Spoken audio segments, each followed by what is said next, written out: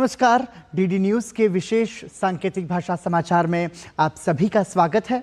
आपके साथ मैं हूं पराक्रम सिंह शेखावत और हमारे साथ हैं हमारी सांकेतिक भाषा की सहयोगी बीना सिंह। समाचार की शुरुआत करेंगे सुर्खियों के साथ। संसद में विपक्ष के हंगामे पर राज्यसभा के सभापति जगदीप धनखड़ ने जताया दुख। कहा, सदन में नेता प्रतिपक्ष के वेल में आने से दागी हुई सदन की परंपरा। संसदीय इतिहास में ऐसे कभी नहीं हुआ। हंगामे के कारण लोकसभा की कार्यवाही स्थगित।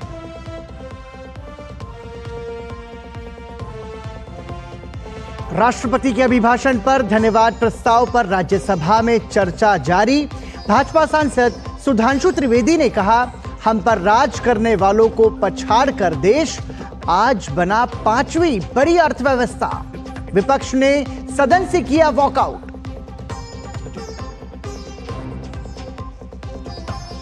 नीट मामले पर शिक्षा मंत्री धर्मेंद्र प्रधान ने विपक्षी दलों पर भ्रमित करने का लगाया आरोप। कहा, सरकार नीट पर चर्चा के लिए तैयार। सरकार प्रतिबद्धता से मामले की करा रही है जांच। दोषियों को नहीं बख्शा जाएगा। मॉनसून की पहली बारिश में खोखले साबित हुए दिल्ली की आप सरकार के दावे। जलभराव के कारण सड़कों पर लगा लंबा जाम। भाजपा ने केजरीवाल सरकार पर बोला हमला।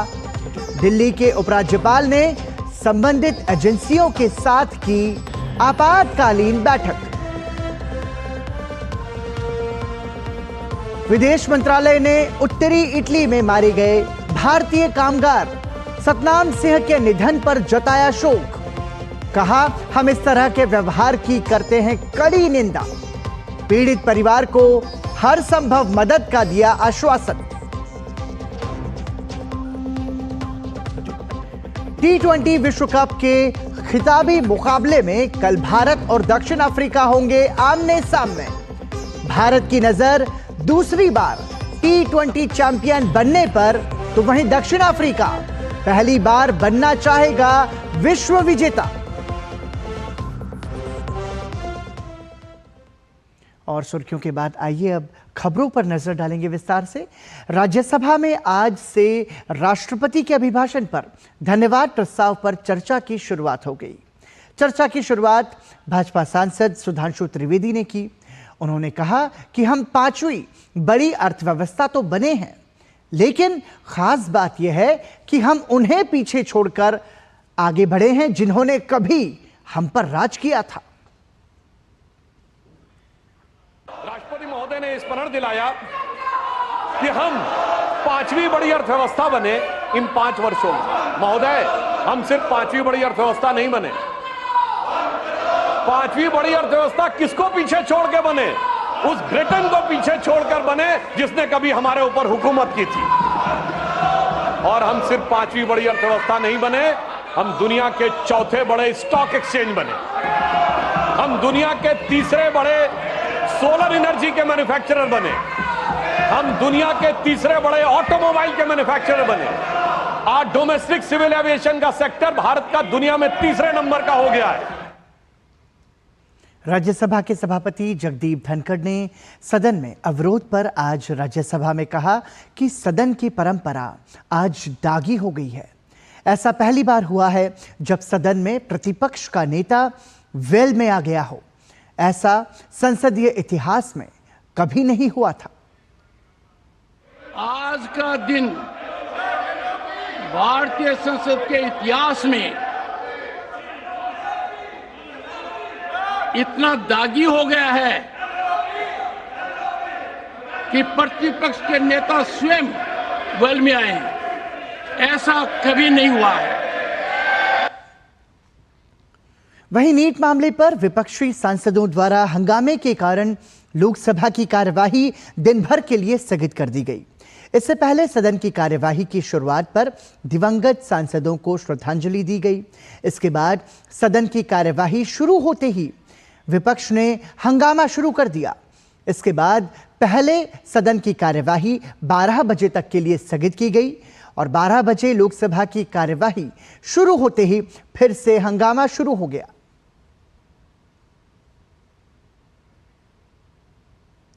केंद्रीय शिक्षा मंत्री धर्मेंद्र प्रधान ने नीट परीक्षा को लेकर बयान दिया है। धर्मेंद्र प्रधान ने कहा कि सरकार किसी भी प्रकार की चर्चा के लिए तैयार है, लेकिन सब मर्यादा के तहत होना चाहिए। हम किसी भी विषय का सामना करने के लिए प्रस्तुत हैं। हम प्रारंभिक दिनों से कहते हैं कि हमारा दायित्व देश के और नौजवानों के प्रति है। मैं छात्रों को आश्वस्त करना चाहता हूं कि कार्रवाई शुरू हो चुकी है। सीबीआई की गाज गिरने वाली है और सख्त सजा दी जाएगी। मामला न्यायालय के संज्ञान में है। सरकार किसी भी प्रकार की चर्चा के लिए तैयार है, लेकिन सब परंपरा और मर्यादा के अंदर होनी चाहिए। जब कल परम आदरणीय राष्ट्रपति महोदया जी ने अपने प्रारंभिक भाषण में परीक्षा के ऊपर खुद ही एड्रेस किया, ये सरकार की इंटेंशन को प्रतीत करती है कि हम कोई भी विषय को सामना करने के लिए प्रस्तुत है, जो तथ्य हम समाज में रखना चाहते हैं।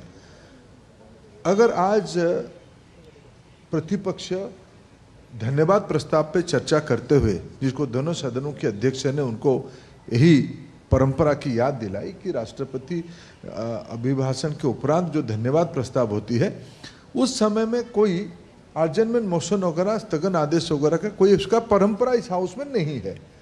जब राष्ट्रपति जी ने खुद परीक्षा को उल्लेख किया है, आप उसको धन्यवाद प्रस्ताव में बोलते हुए आप आपकी मत रखो। आपको जो कहना है, जो आलोचना करना है, जो सुझाव देना है, रखो।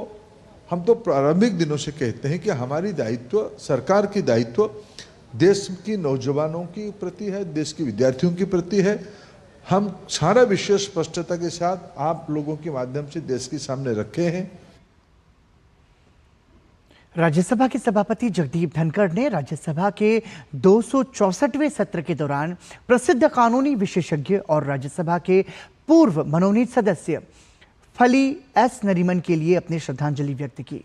उन्होंने कहा कि नरीमन के आदर्श और सिद्धांत भावी पीढ़ियों को प्रेरित करते रहेंगे। श्री फली S Nariman, a renowned legal luminary, a jurist, passed away on the 21st of February 2024. He served as a nominated member of this House from November 1999 to November 2005. Born on 10 January 1929 at Rangoon in erstwhile undivided India, Sri Nariman embarked on a journey that would shape the course of legal history in India. Throughout his illustrious career, spanning over 7 decades, Sri Nariman distinguished himself as formidable advocate, known for his incisive arguments and profound understanding of law. He resigned from the post of Additional Solicitor General in 1975 in protest against the imposition of emergency. In his autobiography, Before Memory Fades, he reflects, I quote, "One of the lessons of the internal emergency of June 1975 was not to rely on constitutional functionaries. These functionaries failed us, ministers of government, members of parliament, judges of the Supreme Court, even the President of India.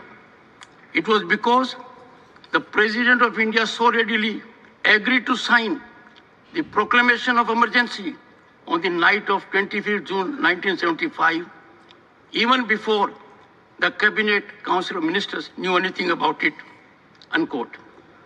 For his distinguished services in the field of jurisprudence, Sri Fali S. Nariman was conferred several prestigious awards, notable being Padam Bhushan in 1991, International Justice Prize in 2002, and Padam Vibhushan in 2007, among others. In the passing away of Sri Fali S. Nariman, the country has lost a shining beacon of jurisprudence, a champion of civil liberties and constitutional rights, and an able parliamentarian. प्रसिद्ध संगीतकार राम प्रसाद ने सेंगोल मामले पर विपक्ष की आपत्ति को राजनीतिक पैंतरा बताया है। The recent issue on Sengol, I don't have much of a political stance on it, but the way I have grown up in South India, predominantly Chennai. I've always associated Sengol with righteous administration. So the fact that the Sengol is kept in the highest place in terms of administration, to me personally, and people like me who have grown up knowing the term Sengol, administrators and their heirs could probably misuse their power. So, but I'm not too sure if it was like in the scriptures. So the way Sengol and Kadangol is usually heard is one is righteousness and the other is probably something which we need to avoid. प्रधानमंत्री नरेंद्र मोदी ने आज लोक जनशक्ति party Ramvilas Paswan के नवनिर्वाचित लोकसभा सांसदों से मुलाकात की। प्रधानमंत्री मोदी ने अपने सोशल मीडिया हैंडल एक्स पर मुलाकात की तस्वीरें साझा की। प्रधानमंत्री नरेंद्र मोदी ने कहा कि लोक जनशक्ति पार्टी रामविलास पासवान के नवनिर्वाचित सांसदों से मुलाकात बहुत अच्छी रही। प्रधानमंत्री मोदी ने दिवंगत रामविलास पासवान को याद करते हुए एक्स पर लिखा, रामविलास पासवान मेरे बहुत प्रिय मित्र थे जिनकी बहुमूल्य अंतर्दृष्टि मुझे बहुत याद आती है। मुझे चिराग पासवान को देखकर खुशी हुई और वह आगे बढ़ें और रामविलास पासवान के दृष्टिकोण को पूरा करें। हमारी पार्टियां सार्वजनिक सेवा के लिए मजबूती से एक साथ हैं। भाजपा के राष्ट्रीय अध्यक्ष जेपी नड्डा ने पश्चिम बंगाल में चुनाव बाद कथित हिंसा की जांच के लिए 4 सदस्यों की फैक्ट फाइंडिंग कमेटी का गठन किया। 4 सदस्यीय कमेटी ने आज दिल्ली में भाजपा राष्ट्रीय अध्यक्ष को कथित हिंसा को लेकर 21 पेजों की एक रिपोर्ट सौंपी।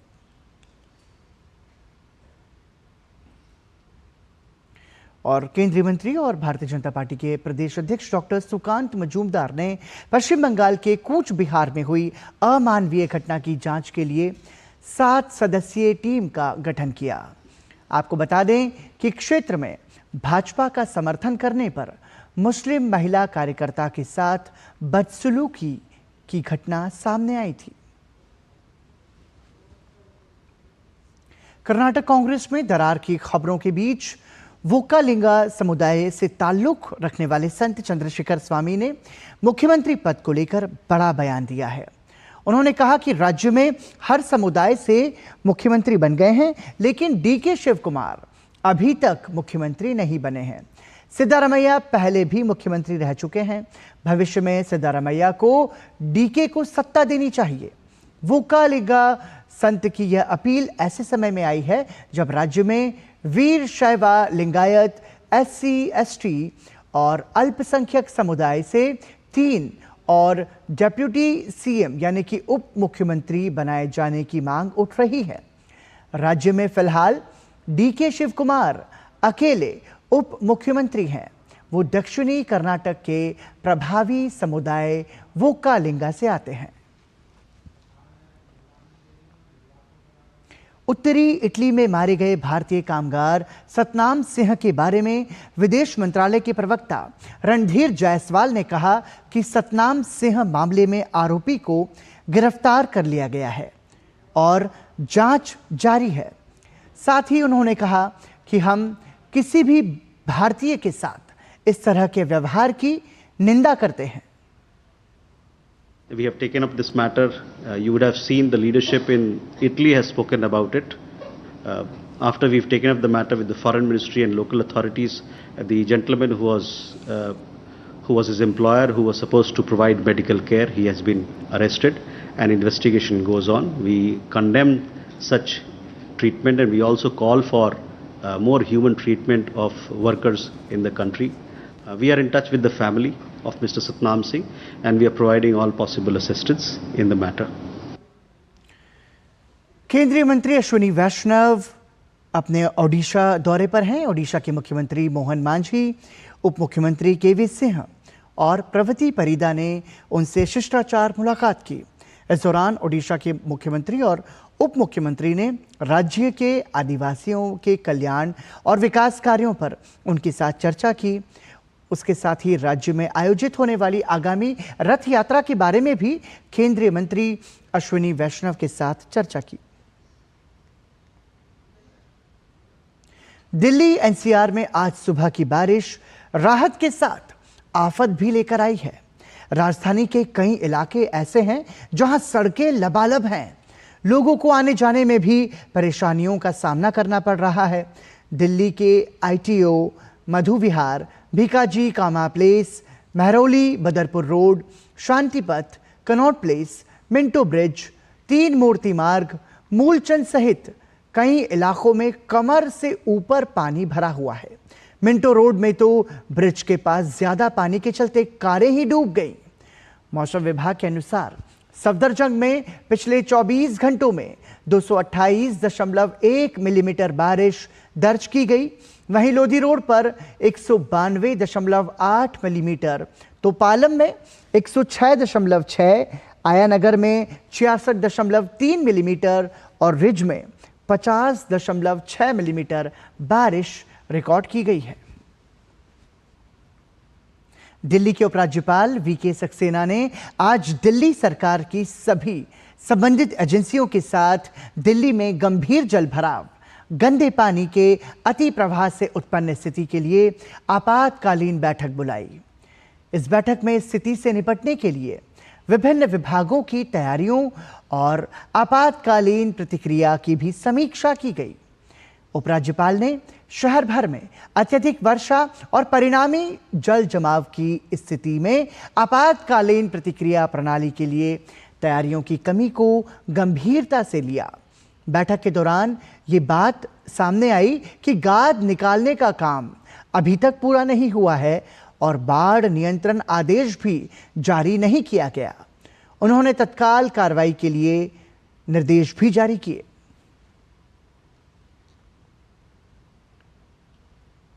दिल्ली की महापौर शैली ओबेरॉय ने 21 घंटे पहले दावा किया था कि दिल्ली के सारे नालों की सफाई हो गई है। मानसून को लेकर सारी तैयारियां हो गई हैं। 24 घंटे भी नहीं बीते और शैली ओबेरॉय की पोल खुल गई। पूरी दिल्ली डूब गई। आज दिल्ली के जलमग्न होने के बाद भी महापौर शैली ओबेरॉय दावा कर रही हैं कि पिछली बार से दिल्ली की स्थिति काफी बेहतर है। नगर निगम का हर बार एक्शन प्लान होता है। अभी 15-20 दिन पहले ही हमने एक सचिवालय में भी मीटिंग की थी, जिसमें हमारी जल मंत्री आतिशी जी भी थी, हमारे सौरभ भारद्वाज जी मंत्री जी भी उपस्थित थे। तमाम सभी डिपार्टमेंट्स के अधिकारी थे, इरिगेशन एंड फ्लड के थे, MCD के थे, PWD के थे, NDMC के थे। उस पर हमने पूरा मानसून एक्शन प्लान पर चर्चा की थी। अभी पिछले हफ्ते ही जब हमारे अब एक आयुक्त महोदय नए आए हैं, अश्विनी कुमार जी, उनके साथ भी सभी DCs को बुला के मीटिंग ली गई और 90 से 95% जो है हमारी तैयारी हो चुकी है। हमारे सभी नाले साफ हो चुके हैं और जितने भी हमारे जालियां हैं सड़कों पे जहां भी पानी का जो जलभराव की समस्या थी उससे निजात करने के लिए जो नगर निगम है पूरी तरह से तैयार। देखिए, पिछली बार से सिचुएशन काफी फार बेटर है और एक तरह से मॉनसून की पहली बारिश है और अब वो सभी पॉइंट्स आइडेंटिफाई आज हो चुके हैं। तमाम departments, MCD, irrigation flood, PWD, साथ में हमारे दिल्ली जल बोर्ड, तमाम अधिकारी, सभी डिप्टी कमिश्नर्स, ऑफिसर्स अभी ग्राउंड पर काम कर रहे हैं और जहां जहां वाटर लॉगिंग है उन पर काम जारी है और दिल्ली की जनता को आज के बाद ऐसी स्थिति दोबारा नहीं मिलेगी। श्री अमरनाथ यात्रा पर आने वाले बाबा बर्फानी के भक्तों के लिए जम्मू कश्मीर तैयार है। आज आधार शिविर भगवती नगर जम्मू से पहला जत्था बालटाल और पहलगाम के लिए रवाना हुआ। उपराज्यपाल मनोज सिन्हा ने जत्थे को हरी झंडी दिखाई। कल से यात्रा शुरू होगी। सुरक्षा में किसी तरह की कोई चूक न हो, इसके लिए सुरक्षा बलों ने मॉक ड्रिल कर व्यवस्थाएं जांची। बीते दिनों यात्री वाहनों पर हुए आतंकी हमले के मद्देनजर यात्रा मार्ग पर सुरक्षा बलों की तैनाती को बढ़ाया गया है। इसके साथ ही ड्रोन और 365 एंगल के CCTV कैमरों से यात्री वाहनों पर नजर रखी जा रही है। जम्मू श्रीनगर हाईवे पर हर 500 मीटर और 1 किलोमीटर की दूरी पर सुरक्षा चौकियां स्थापित की गई हैं। इन पर 24 घंटे हथियारबंद जवान तैनात रहेंगे। जम्मू कश्मीर प्रशासन ने देश भर से आने वाले श्रद्धालुओं की सुविधा को दृष्टिगत रखते हुए बेहतरीन इंतजाम किए हैं। सुरक्षा बल यात्रियों की सुरक्षा के प्रति भी पूरी तरह से चौकस है। जम्मू कश्मीर के आवाम का भी इस पूरी यात्रा में बहुत सहयोग रहता है और मैं उम्मीद करता हूं कि देश भर से जो श्रद्धालु आए हैं बाबा बर्फानी के दर्शन भी करेंगे और सकुशल वापस जाएंगे। श्री अमरनाथ यात्रा की शुरुआत के अवसर पर तीर्थयात्रियों का पहला जत्था शुक्रवार सुबह उधमपुर पहुंचा। जम्मू कश्मीर के उधमपुर के टीकरी इलाके में मंटल स्थित काली माता मंदिर के पास स्थानीय लोगों और उधमपुर जिला प्रशासन के अधिकारियों ने उनका गर्मजोशी से स्वागत किया। आज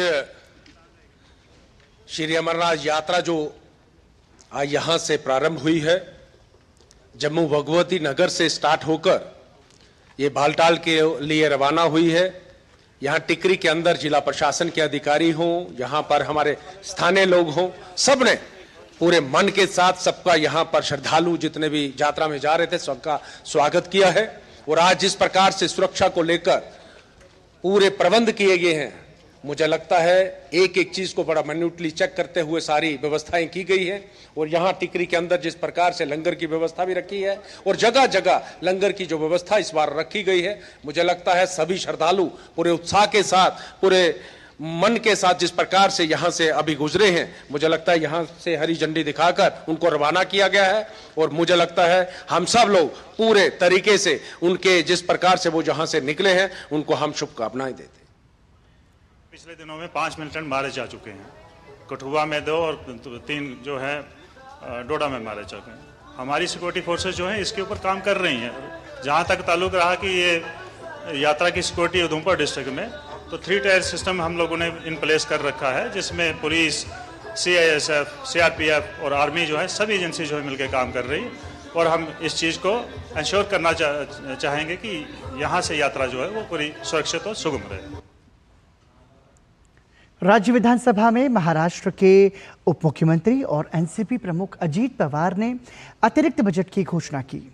सरकार मुख्यमंत्री बहन योजना के तहत 21 से 60 वर्ष की महिलाओं को 1500 रुपये देगी।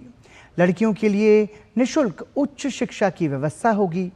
सरकार के इस निर्णय से लगभग 2,05,499 लड़कियां लाभान्वित होंगी। इसके अलावा प्रत्येक योग्य लाभार्थी को हर साल 3 LPG सिलेंडर मुफ्त मिलेंगे। 8.86 एकड़ जमीन घोटाला मामले में झारखंड के पूर्व मुख्यमंत्री हेमंत सोरेन को झारखंड हाई कोर्ट से बड़ी राहत मिली है। करीब 5 महीने बाद सोरेन जेल से बाहर आएंगे। जस्टिस रंगन मुखोपाध्याय की कोर्ट ने हेमंत सोरेन की जमानत याचिका पर जमानत दे दी है। बता दें कि 13 जून को दोनों पक्षों की ओर से बहस पूरी होने के बाद कोर्ट ने फैसला सुरक्षित रखा था। पूर्व मुख्यमंत्री हेमंत सोरेन ने झारखंड हाई कोर्ट में जमानत की गुहार लगाई थी।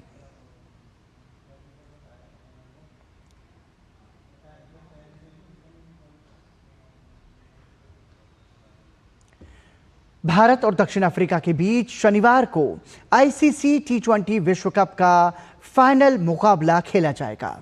ऐसे में आइए एक नजर डालते हैं भारतीय टीम के सफर पर कि आखिरकार टीम ने फाइनल तक पहुंचने की कड़ी में किन टीमों को हराया।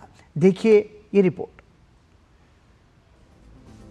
T20 विश्व कप का महासंग्राम अब अपने अंतिम पड़ाव पर आ पहुंचा है, जहां 20 टीमों के संघर्ष के बाद फाइनल 2 टीमें भारत और दक्षिण अफ्रीका सामने हैं। वैसे देखा जाए तो ये दोनों टीमें इस पूरे विश्व कप अभियान में अजय रही हैं। भारतीय टीम की बात करें तो टीम ने ग्रुप दौर में इस विश्व कप में अपने अभियान की शुरुआत आयरलैंड के खिलाफ मुकाबले से की, जहां टीम ने आयरिश टीम को 8 विकेट से शिकस्त दी। इसके बाद भारत का सामना चिर प्रतिद्वंदी पाकिस्तान से हुआ, जहां भारत ने पाकिस्तान को 6 रन से हराया। जीत का रथ आगे बढ़ा और टीम इंडिया ने अपने तीसरे मुकाबले में अमेरिका की टीम को 7 विकेट से शिकस्त दी। ग्रुप दौर का आखिरी मुकाबला कनाडा से था, लेकिन बारिश के चलते ये मैच रद्द हो गया। टीम इंडिया का सुपर 8 सफर भारतीय टीम के सुपर 8 के सफर पर गौर करें तो यहाँ टीम ने पहले मैच में अफगानिस्तान को 47 रन से हराया। सुपर 8 के दूसरे मुकाबले में भारत का सामना बांग्लादेश से हुआ। यहाँ टीम इंडिया ने बांग्लादेश को 50 रन से शिकस्त दी। इसके बाद भारतीय टीम ने सुपर 8 के आखिरी मैच में ऑस्ट्रेलिया को 24 रन से हराकर सेमीफाइनल में जगह बनाई। सेमीफाइनल में टीम इंडिया। सेमीफाइनल में आकर भारतीय टीम ने इंग्लैंड को 68 रन से शिकस्त दी और इस मुकाबले की बड़ी बात ये रही कि इस मैच में रोहित की कप्तानी और बल्लेबाजी दोनों ही लाजवाब रही। Sports desk, DD news. और इसी के साथ ही डीडी न्यूज के विशेष सांकेतिक भाषा समाचार में अभी के लिए इतना ही। मुझे और हमारी सांकेतिक भाषा की सहयोगी बीना सिंह को दीजिए अनुमति। नमस्कार।